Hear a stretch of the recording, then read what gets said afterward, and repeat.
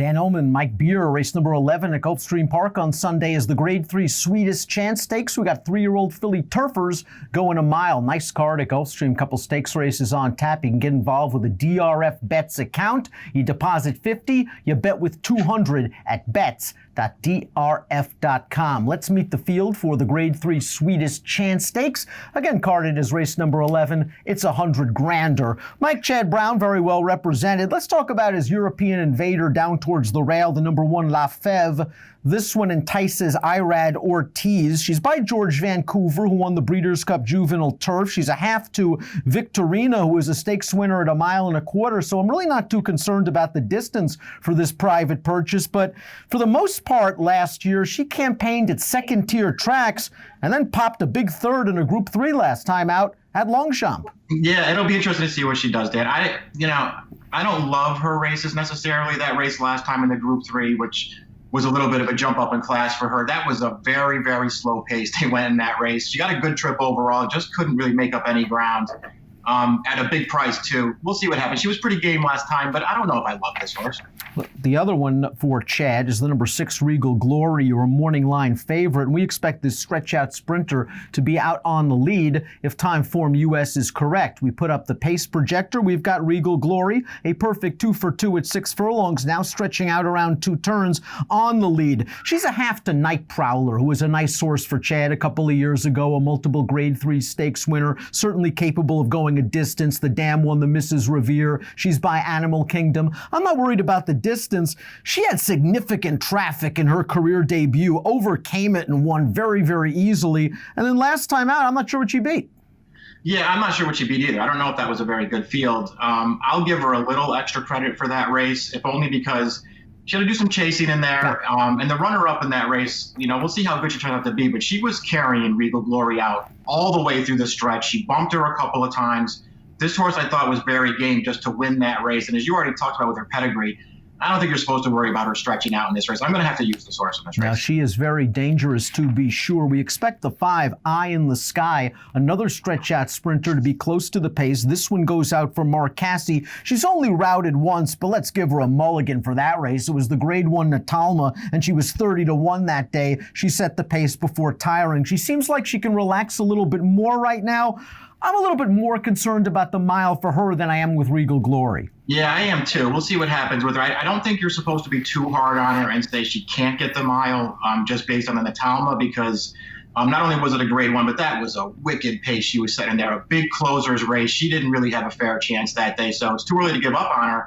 But based on her other races, it's still pretty hard to have a lot of confidence in her stretching out. Now, a horse cutting back in distance is third on our pace projector, and that's the number 3, the undefeated Hard Legacy, a Mary Lou Whitney homebred by Hard Spun, who's having a tremendous start to the 2019 campaign. This dam was second in the Kentucky Oaks, so there's class and there's pedigree. Hard Legacy won by the length of the stretch in her debut. I liked what she did last time out, but again, I'm not sure what she beat in that race. Yeah, I'm not sure what she beat last time either. That didn't seem like a very good field. She got a good trip. She was a little, I thought, maybe a little pulling a little bit early in that race, a little fresh to close up to the lead. But I think she ran pretty well first time out.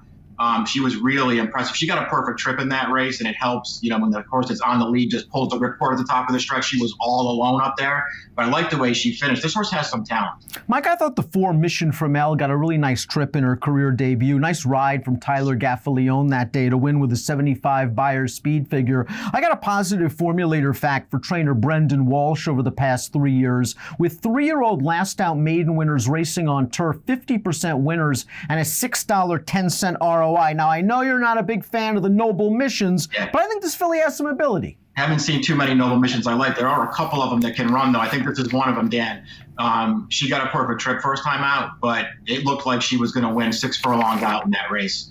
I like the way that she did it. I didn't make her my top pick in this race, but I'm using this horse. I am as well. I think she's very dangerous. Before we get to our top picks, let's talk about a couple long shots in here, beginning with the 8 Bella Ciao, trying turf for the first time. I hate the flatters on turf. He only connects 5% with his first-time turf runners, but there is a little bit of turf on the bottom. The dam won on the surface. She has foaled 1 turf winner, but it's not enough turf for me. This horse has done some surprisingly good things on dirt. Yeah, not a bad dirt horse. Not an easy spot, though, to make your turf debut. And I'm with you. I don't like the flatters on the grass. And Miss Unbridled Cat's already been beaten by a couple of these horses already. She's going to have to make up 7 lengths on Hard Legacy in about a month and a half and do it from the outside post to boot.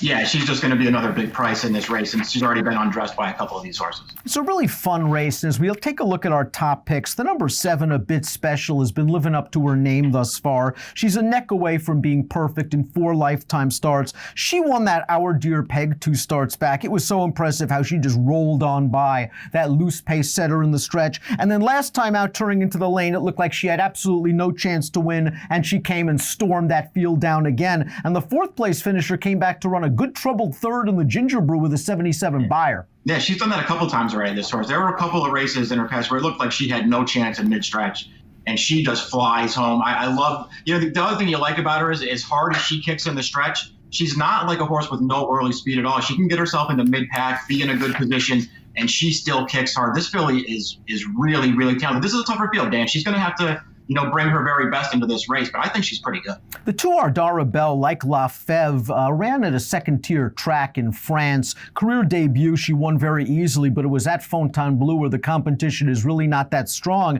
Even so, after that race, she was bought for over $235,000 in preparation for her stakes debut, and while La Fève chased a slow pace last time out, it looked like they were going in that 6-furlong Prix Zidane. First furlong in 11, first 3 furlongs in 33, and Ardara Belle was out on the lead before tiring. Her sire was second in the Breeders' Cup Mile. The dam's a half to a stakes-winning miler over the Synth. Ardara Belle, I think Jorge Abreu is going to get this horse to settle, maybe in the pocket in mid-pack. She's shown speed overseas.